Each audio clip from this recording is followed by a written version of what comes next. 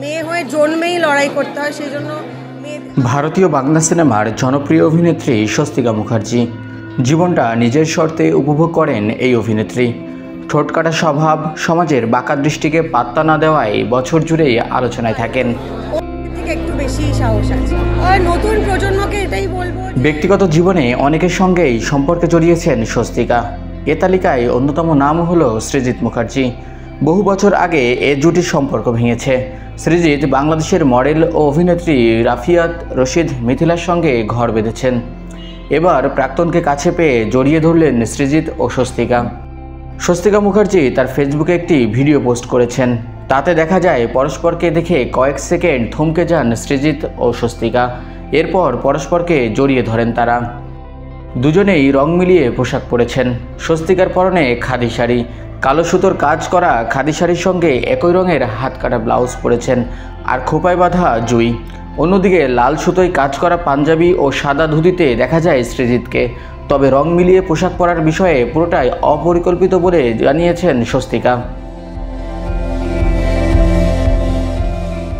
সৃজিত নির্মিত অতি উত্তম সিনেমায় সাকসেস পার্টির আয়োজন করেছিলেন এই নির্মাতা। তাতে নিমন্ত্রিত অতিথি হিসেবে হাজির হন স্বস্তিকা। আর এই পার্টিতে বিশেষভাবে নজর কাড়েন এই প্রাক্তন প্রেমিক যুগল।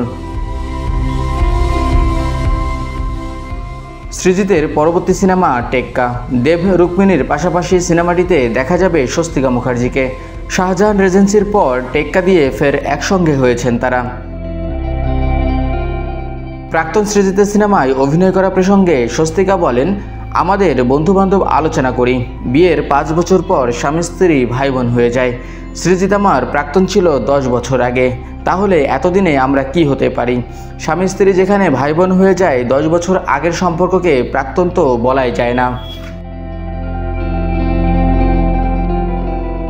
আমার সঙ্গে সৃজিতের খুবই সখ্যতা রয়েছে। ইভেন্টে যাই, কথাবার্তা হয়। হতে পারে 2024 সালে সৃজিতের সঙ্গে আরেকটা সিনেমা করলাম।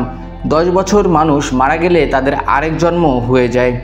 প্রাক্তন শব্দটা তো মাথায় বা মনে আসার মতো জায়গাটাই আর নেই। সৃজিত মুখার্জি 2013 সালে মিশর রহস্য ও 2014 সালে জাতিস্বর সিনেমা নির্মাণ করেন। এতে অভিনয় করেন স্বস্তিকা মুখার্জি। সিনেমা নির্মাণ করতে গিয়ে এই অভিনেত্রীর প্রেমে পড়েন সৃজিত। তখন পরমব্রত চ্যাটার্জির সঙ্গে মাত্র প্রেমের সম্পর্কের বিচ্ছেদ হয়েছে এই নায়িকার। এমন বিরহের দিনে প্রেমের পেয়ালার হাতে স্বস্তিকার পানে এগিয়ে যান সৃজিত মুখার্জি। যদিও তাতে দুজনের কেউই স্বস্তি পাননি, কারণ এই প্রেমও বেশি দিন টেকেনি।